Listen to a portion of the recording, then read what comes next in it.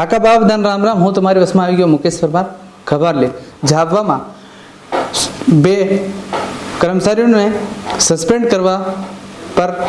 રાજનીતિ શરૂ થઈ ગઈ છે અને કે રાજનીતિ કેવી રીતે શરૂ થઈ ગઈ તમને બતાડતું એકબીજા પર આરોપ પ્રત્યારોપ કળ શરૂ થઈ ગઈ તો એવી રીતે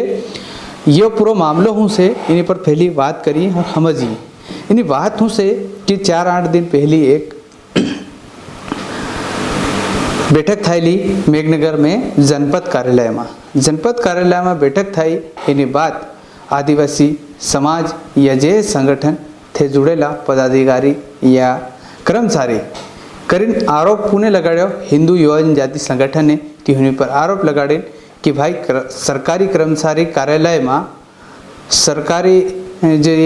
जे संगठन है इनथी जुड़ेला जे पदाधिकारी है ता जाए तीना जनपद में बैठक ले दी और हेम करीन तिहुई कलेक्टर ने एक ज्ञापन आल्यो कि एक जयेश समाज जेवी नहीं मळे एक राजनीति संगठन है एम करीन तिहुई आरोप लगाड़ीने ज्ञापन आल्यो तेनी ज्ञापन ने मुताबिक कार्रवाई थई एम कहेवानुं जयेशनुं जयेश संगठन ने पदाधिकारी थी बात करी तो जयेश ने आरोप लगाड़ो कि भाई ये तो बदलेनी भावनानी राजनीति करे से बीजेपी सरकार जे सत्ता में आई तो नवी नवी कळ्यो ना जे समाज ने जुड़ेला जे अधिकारी से तिहुनी पर कार्रवाई करावी रही अगर हेवी रीते कार्रवाई करे तो 2018 में जो सरकार ने नुकसान थयेली जो सीटें सरकार बीजेपी ने हारवी पड़ी तो बदलो फेर पासो हेवी रीते कळ मत करे तो दोहरावो पड़े तो फिर सरकार खोसी लेजे एम कर जेएस ने पदाधिकारी बात करी। बीजी बात कांग्रेस नहीं कह दूँ कि कांग्रेस नी सरकार आवेली ता तक कोई आदिवासी ने या कोई भी कर्मचारी परेशान नहीं करी जब कांग्रेस नी सरकार सत्ता में होतेली ता आदिवासियों भलू कर्यु कर्मचारीओं भी भलू कर्यु जहाँ अधिकारी कर्मचारी से आदिवासी से यहाँ बीजेपी ने जेएस अगर आदिवासी समाज हारू या 9 तारीख आदिवासी दिवस ने 12 में कोई बैठक भी करी तो हूँ गुनो कर्यो हेम कहेवानुं आ ये बधो निसोड़ हूँ से तमो भी खोसी लो तिहुनु भी हूँ कहेवानुं ते बात लेकिन आज जिला प्रशासन ने 2 कर्मचारी ने सस्पेंड कर्या क्योंकि तीमा आदेश में ये हवालो करी मिल्यो कि कामू काज योजना में लापरवाही हर चीज़ ने एम करीने तेनो उदाहरण पेश करीने एनी आदेश में बताड्यो ताकि एना आधारथी तिहुन सस्पेंड करवानी बात बताड़ी तो हेवी रीते ये तमने पूरी बात इन्हीं हारू बताड़ू पड़ रही क्योंकि राजनीति घमासान शुरू थी गई से इन पर बयान बाजियाँ भी कड़ी थी गई क्योंकि एक के भाई आरएसएस नी शाखा अगर लागे तो सरकारी भवन में लागे तो ते सही और जब जयेश आदिवासी संगठन से अगर ते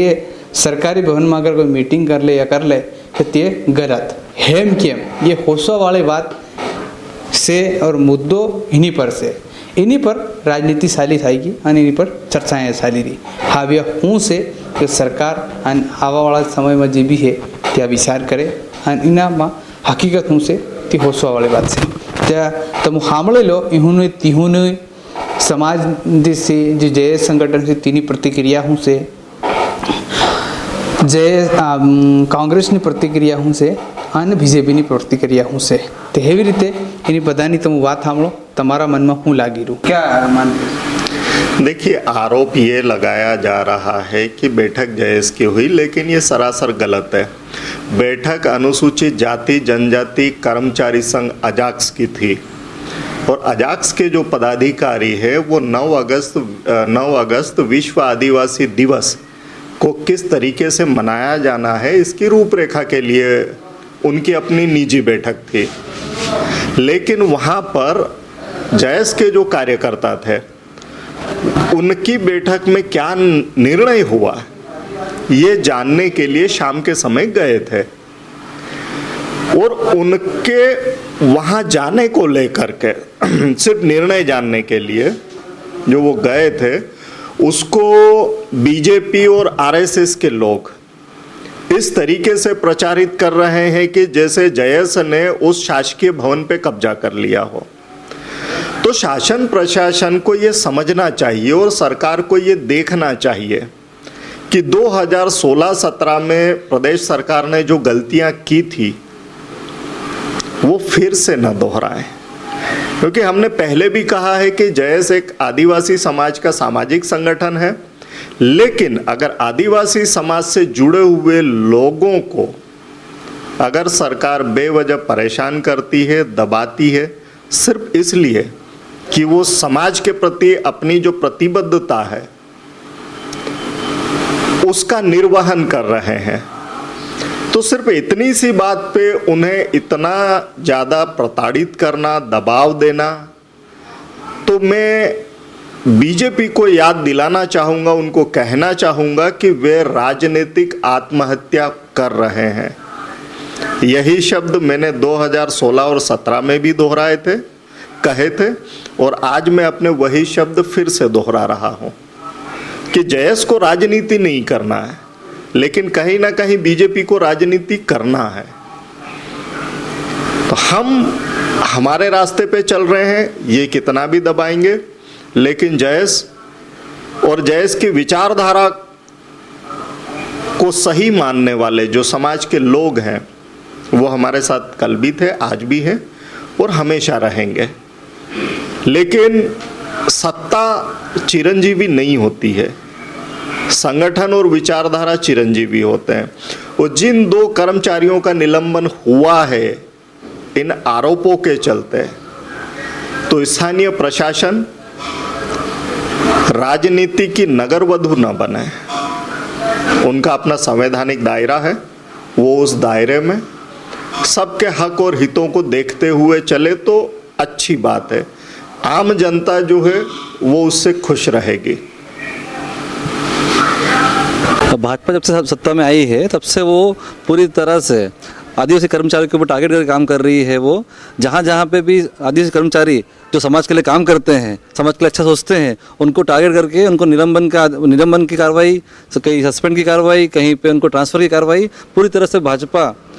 उनको भेदभावपूर्ण तरीके से काम कर रही है यहाँ पे। और प्रशासन को मैं कहना चाहता हूँ कि आप लोग दबाव में काम मत करो। सत्ता आज भाजपा की, कल कांग्रेस की आएगी, लेकिन अभी कांग्रेस ने कभी भी आज समाज के लोगों के ऊपर इस तरह की कोई भेदभावपूर्ण कोई कार्रवाई नहीं करी है। आज भाजपा का संगठन एक आरएसएस संगठन है, अगर वो कोई कार्यालय में जाके बैठक करता है, कुछ करता है, तब तो कोई कार्रवाई नहीं हुई है। आज आदिवासी समाज के लोग हैं, आदिवासी दिवस को लेकर अगर उन्होंने कुछ बातचीत भी आपस में बैठ के कुछ कर रहे हैं, समाज के लिए कुछ अगर कार्रवाई अगर कर रहे हैं तो उसमें दिक्कत क्या है?